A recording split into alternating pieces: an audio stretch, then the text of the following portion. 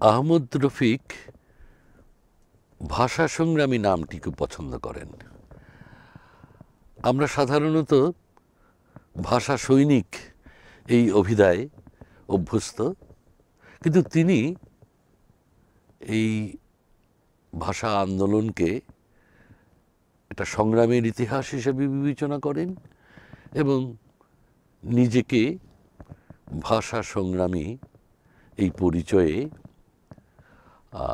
স্বাচ্ছন্দ্য বোধ করেন। ভাষা সংগ্রামে অংশগ্রহণ, প্রথম শহীদ মিনার নির্মাণে তার উদ্যোগ এবং অংশগ্রহণ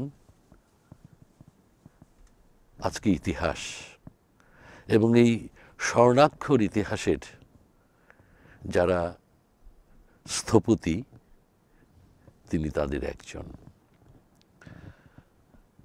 তার জীবনটাও কিন্তু সংগ্রাম মুখর জীবন। খুব স্বাভাবিক, সবার জীবনে এইরকম জীবন আসে না। আহমদ রফিক ৩ বছর বয়সে পিতৃহারা হন। এখনকার ব্রাহ্মণবাড়িয়া জেলার নবীনগর অঞ্চলের একটি গ্রামে তার জন্ম হয়েছিল ১৯২৯ খ্রিস্টাব্দে। ৩ বছর বয়স যখন, তখন একটা মারিফতি জলসায় অংশগ্রহণ শেষে তার পিতা মেঘনা নদীতে নৌকা করে ফিরছিলেন এবং সেখানে একটা প্রাকৃতিক বিপর্যয় ঘটে, ঝড় ঝঞ্ঝায় সেই নৌকা ডুবে যায়। তার পিতার বলা যায় সলিল সমাধি ঘটে। তো এই ৩ বছর বয়স থেকেই একটা সংগ্রাম মুখর জীবন তাকে যাপন করতে হয়েছে। বড় ভাইয়ের, তার নাম আব্দুল করিম, তার স্নেহচ্ছায়ায় এবং পরে তার পিতৃব্যের আনুকূল্যে তার শিক্ষা জীবন অতিবাহিত হয়েছে। স্কুল জীবন তিনি যাপন করেছেন নড়াইলে। কলেজ জীবন তার যাপিত হয়েছে মুন্সিগঞ্জে, হরগঙ্গা কলেজে। অসামান্য মেধাবী ছিলেন আহমদ রফিক। যে সময়ে তিনি স্কুল এবং কলেজের শিক্ষার্থী, তখন পুরো স্কুল শিক্ষা এবং কলেজ শিক্ষা নিয়ন্ত্রিত হতো কলিকাতা বিশ্ববিদ্যালয়ের অধীনে। বুঝতেই পারছেন আপনারা যে এটি দেশভাগের পূর্বের সময়ের কথা। তো কলিকাতা বিশ্ববিদ্যালয়ের ম্যাট্রিকুলেশন পরীক্ষা এবং ইন্টারমিডিয়েট পরীক্ষা দুটাতেই অত্যন্ত কৃতিত্বের সঙ্গে বিশেষ স্থান অর্জন করে তিনি উত্তীর্ণ হয়েছিলেন। ১৯৪৫ সনে অল্প বয়সেই রাজনীতির উত্তাপ তার চেতনাকে উষ্ণ করেছিল।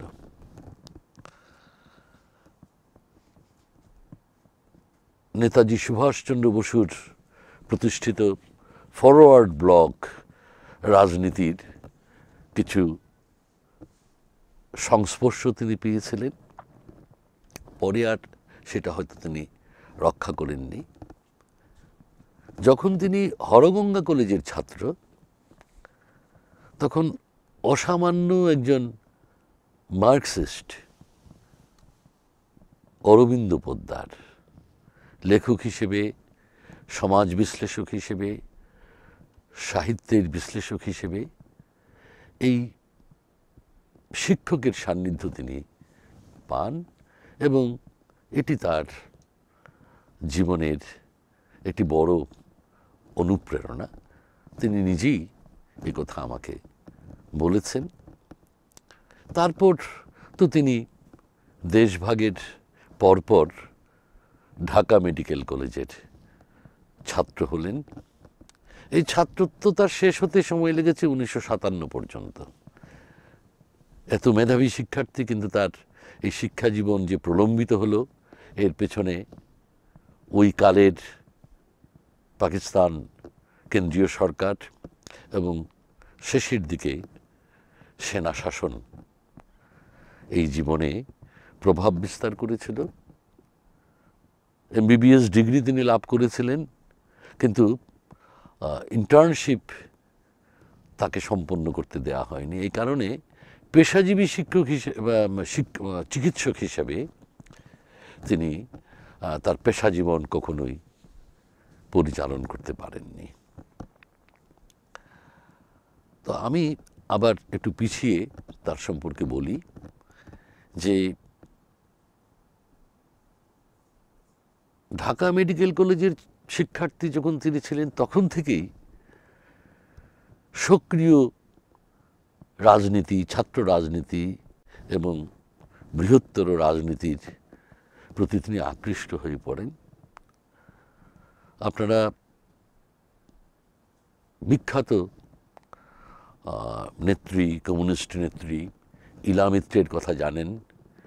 নাচল বিদ্রোহের অত্যন্ত বলা যায় নায়িকা, নাচলের সাঁওতালদের রানীমা। তিনি যখন নির্যাতিত হলেন এবং এই নির্যাতনের একটি পর্যায়ে যখন ঢাকা মেডিকেল কলেজ হাসপাতালের মধ্যে তাকে চিকিৎসা দেয়া হয়, তখন গোপনে নিজের পরিচয় কিছুটা আড়াল করে আহমদ রফিক ইলা মিত্রের শুশ্রূষার ভার গ্রহণ করেছিলেন এবং উত্তর জীবনে ইলা মিত্রের সঙ্গে তার যোগাযোগ সম্পর্কটি অক্ষুণ্ণ ছিল। তো এইভাবেই আহমদ রফিক তার শিক্ষার্থী জীবন থেকেই সমাজের সঙ্গে, মানুষের সঙ্গে একটা সম্পর্কের সূত্র তৈরি করে রেখেছিলেন এবং এই মানুষ, সমাজ, জীবন এটি ছিল তার আরাধ্য। যেহেতু চিকিৎসকের পেশা জীবন তার ভাগ্যে জোটেনি, অথবা বলতে পারি অত্যাচার নিপীড়নের শিকার হয়ে এই সুযোগ থেকে তাকে বঞ্চিত করা হয়েছিল, এই কারণে কখনো কখনো তিনি চাকরি করেছেন, কখনো কখনো জাতীয় পুঁজি প্রতিষ্ঠার উদ্যোগ নিয়ে ঔষধ শিল্প কারখানা প্রতিষ্ঠায় উদ্যোগী হয়েছেন। সাফল্য যখন অর্জিত হয়েছে তখন বাধাগ্রস্ত হয়েছেন। এইগুলি তাকে আসলে নিবিড়ভাবে টানেনি। তার শেষ পর্যন্ত তিনি সার্বক্ষণিক পেশাজীবী লেখক হিসেবেই নিজেকে প্রতিষ্ঠা করেছেন। যে সময়ের মানুষ তিনি, তার প্রথম প্রবন্ধ গ্রন্থ শিল্প সংস্কৃতি জীবন 1957 সনে প্রকাশিত হয়েছিল। আমাদের বাংলাদেশের শ্রেষ্ঠ প্রাবন্ধিক হিসেবে যাদের নাম আমরা উচ্চারণ করি, তখন তাদের কারোরই প্রবন্ধ গ্রন্থ প্রকাশিত হয়নি। একটা উদ্যম, আত্মবিশ্বাস এবং লক্ষ্যের প্রতি নিবিড়তা, এটি আহমদ রফিকের স্বভাবের একটা অনিবার্য অংশ। এই কারণেই কঠিন লেখক জীবন তিনি যাপন করতে পেরেছেন এবং সেই জীবন যাপনায় তিনি বলবো যে সফলও হয়েছেন। তবে সময়ের পরিবর্তনের সঙ্গে সঙ্গে তার কর্মপরিধি বিস্তৃত হয়েছে। সমাজ, শিল্প, সংস্কৃতি এর অনুষঙ্গে তিনি একসময় রবীন্দ্রনাথকে তার বিবেচনার, তার আনন্দ যাপনার, তার চিন্তা বিস্তারের কেন্দ্র হিসেবে বেছে নেন।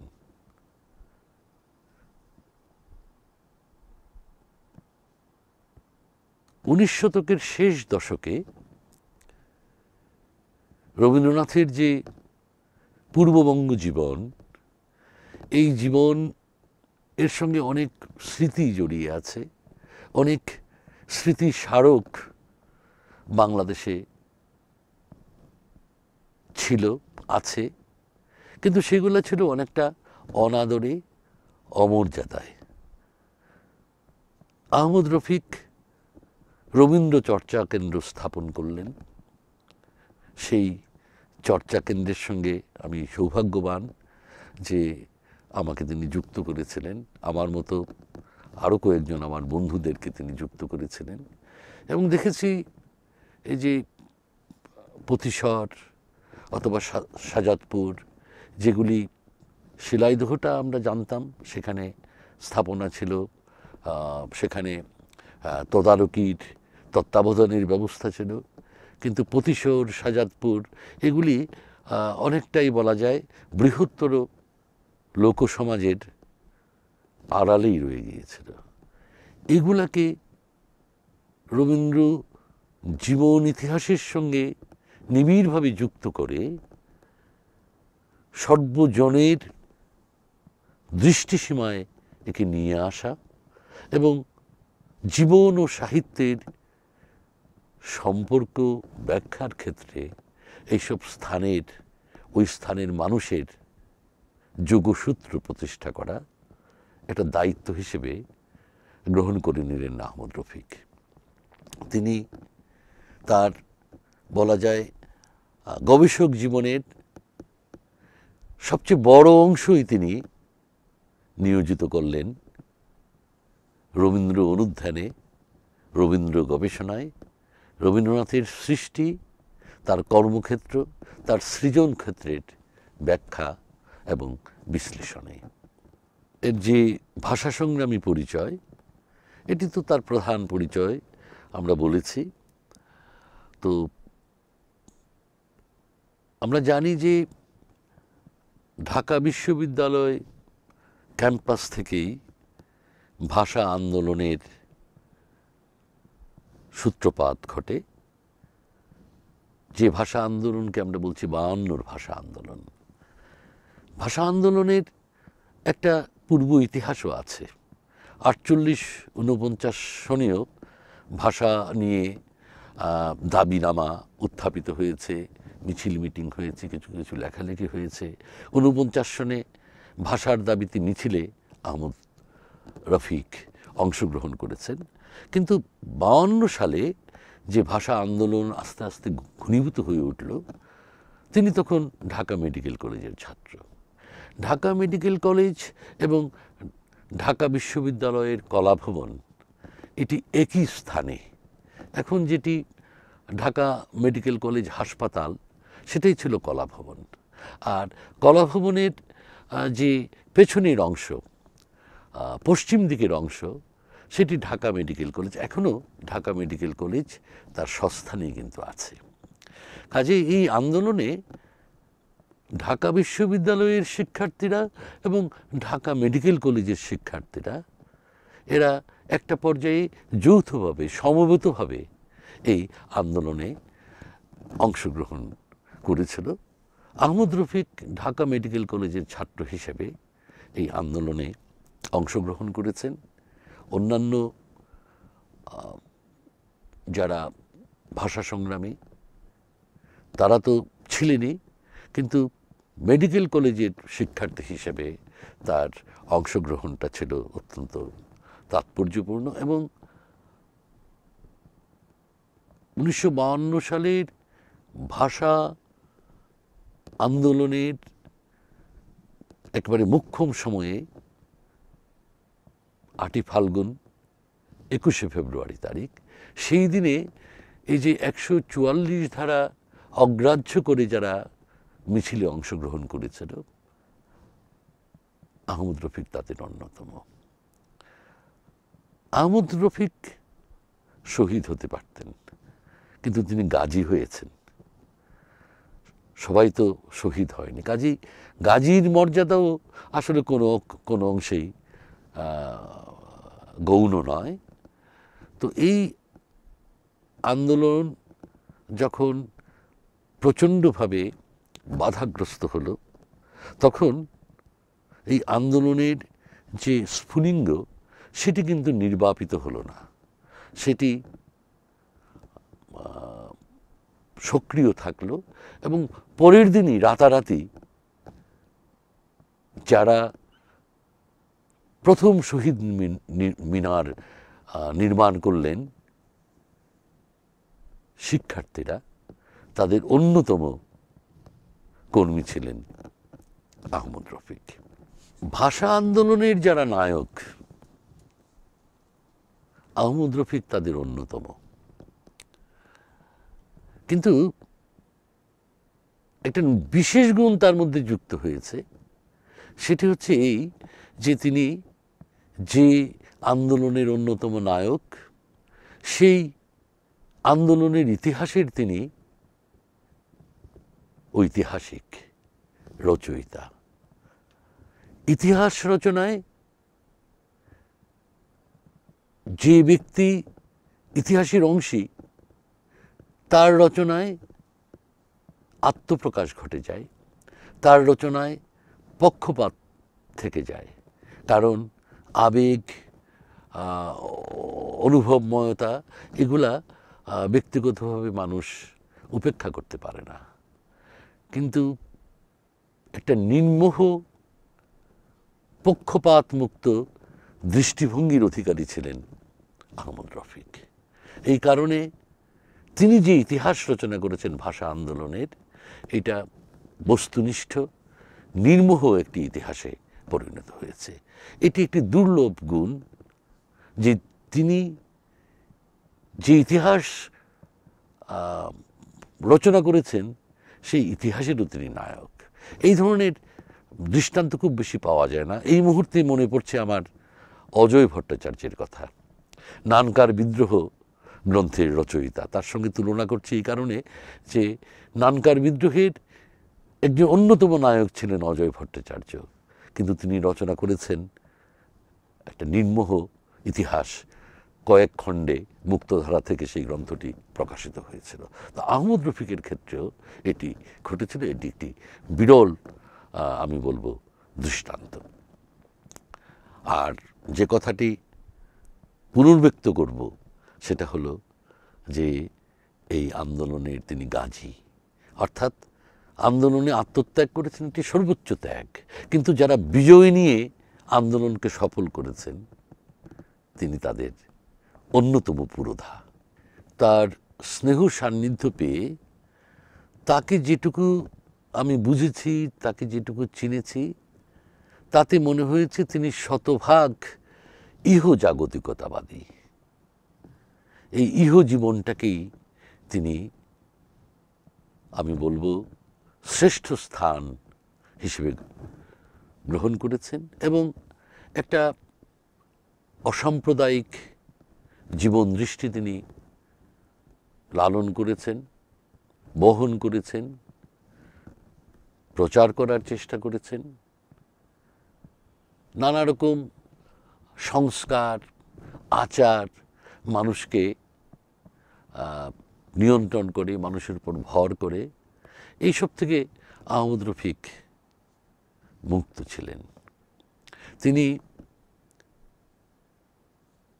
যেহেতু শেষ পর্যন্ত আর কমিউনিস্ট ছিলেন না, মার্ক্সবাদী ছিলেন, আজন্ম এই মার্ক্সবাদের যে সত্য বিশ্বাস সেটাকে তিনি লালন করেছেন, বহন করেছেন।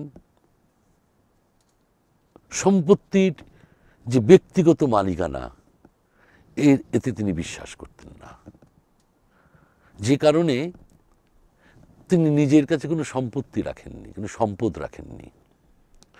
যা ছিল বাড়িঘর বিক্রি করে বিভিন্ন ট্রাস্ট ফান্ড করেছেন, বিভিন্ন বিশ্ববিদ্যালয়ে রবীন্দ্রনাথের নামে ট্রাস্ট ফান্ড করে তিনি সাহিত্য গবেষণায়, রবীন্দ্র গবেষণায় সেগুলি নিয়োগ করেছেন, মানুষজনকে সহায়তা করেছেন এবং একটা ইহজাগতিক বন্ধু স্নেহের মানুষকে নিয়ে তিনি চলতে পছন্দ করতেন। মানুষকে সবচেয়ে তার ভালো লাগত। নিঃসঙ্গতা তিনি পছন্দ করেন না। মানুষের সান্নিধ্য, সংস্পর্শ, বিশেষত তারুণ্যকে তার সবচেয়ে প্রিয় মনে হতো বা মনে হয়, এবং এই তারুণ্যের সংস্পর্শ তার সবচেয়ে ভালো লাগার দিক। তো এইভাবেই আহমদ রফিক তার জীবনটাকে তৈরি করে নিয়েছেন এবং এইভাবেই জীবনটা যাপন করেছেন। তাকে যেটুকু আমি দেখেছি, তার কোনো আক্ষেপ ওইভাবে দেখিনি। একটি আক্ষেপ তিনি প্রায় প্রকাশ করেন যে এত দীর্ঘ জীবন তিনি লাভ করবেন এটি তার হিসাবের মধ্যে ছিল না, যে কারণে শেষের দিকে তার কিছু দৈন্যের মুখোমুখি হতে হয়েছে। কিন্তু এগুলিও তাকে কাবু করেনি। তিনি তার শক্তি দিয়ে, তার মানসিক শক্তি দিয়ে, তার বিশ্বাস দিয়ে একটা ইতিবাচক আশাদীপ্ত একটা বোধকে লালন করেছেন। আমি ব্যক্তিগতভাবে তার স্নেহ সান্নিধ্যে ধন্য। প্রায় শতস্পর্শী গ্রন্থের তিনি রচয়িতা। অনেককেই গ্রন্থ উৎসর্গ করেছেন। আমিও ভাগ্যবান যে তার একটি গ্রন্থ আমি লাভ করেছি। তিনি তার পদ্মা পর্বের রবীন্দ্র গল্প, এই গ্রন্থটি আমাকে উৎসর্গ করেছেন। এটা একটা বড় প্রাপ্তি, যে এর চেয়ে বড় পুরস্কার তো আর কিছু হতে পারে না। তো এটি আমি লাভ করেছি। তো তার সঙ্গে চলে, তার সান্নিধ্য পেয়ে আমার যেটুকু মনে হয়েছে যে তিনি মানুষকে উদ্বুদ্ধ করতে চান, মানুষকে আশাময় একটি বলয়ের মধ্যে স্থাপন করে দেখতে পছন্দ করেন। প্রতিষ্ঠান, ক্ষমতা বলয়, এগুলিকে তিনি উপেক্ষা করে গেছেন একেবারে জীবনের শুরু থেকে। এই দীর্ঘ যে তার জীবন, এই জীবনে কখনোই তিনি ক্ষমতা কেন্দ্রে পৌঁছাতেও চেষ্টা করেননি। কোনো মোহ, লোভ তাকে আকৃষ্ট করেনি। নিজের বিশ্বাসে স্থিত থেকেই তিনি তার জীবন পরিচালনা করেছেন। এটি আমাদের দেশে একটা দুর্লভ গুণ। এই দুর্লভ গুণের অধিকারী মানুষ আমরা খুঁজলে আরও পাব, কিন্তু তিনি দৃষ্টান্ত। ব্রাহ্মণবাড়িয়া জেলা এখনকার, এর একজন শ্রেষ্ঠ মানুষ ওস্তাদ আলাউদ্দিন খাঁ। ওস্তাদ আলাউদ্দিন খাঁয়ের নামে, তার কৃতিকে কেন্দ্র করে এবং তার কৃতিত্বকে সামনে রেখে একটা ট্রাস্ট ফান্ড গঠিত হোক, ব্যক্তিগত উদ্যোগে অথবা প্রাতিষ্ঠানিকভাবে, সরকারিভাবে, এটি তার একটা ইচ্ছা। এই ইচ্ছা পূরণের দায় তো আমরাও নিতে পারি, এটি একটি কথা। আহমদ রফিক তার স্মৃতিশক্তি, মেধা শক্তি, এটিকে ধারণ করেছেন এবং এই স্মৃতি এবং মেধা এটি তার পরিণত, আমি বলবো নবতী উত্তর বয়সের একটা সম্পত্তি বলবো। কিন্তু যখন তিনি আস্তে আস্তে দৃষ্টিশক্তি হারিয়ে ফেললেন, তখন কিছুটা কুণ্ঠিত হয়ে গেলেন তিনি। কারণ সার্বক্ষণিক পেশাজীবী লেখক হিসেবে তিনি প্রতিবন্ধকতার মুখোমুখি হলেন। করোনাকালে পড়ে গিয়ে যখন কোমরের হাড় কিছুটা স্থানচ্যুত হলো, তখন তিনি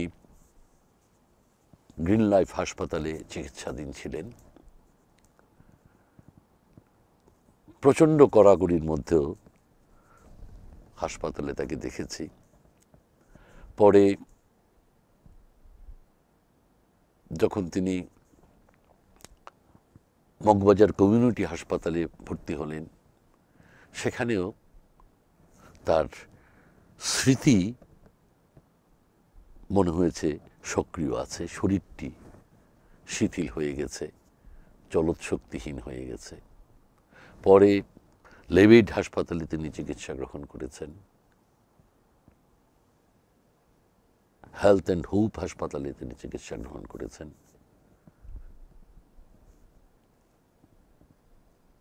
বারডেম হাসপাতালে তার চিকিৎসা চলেছে।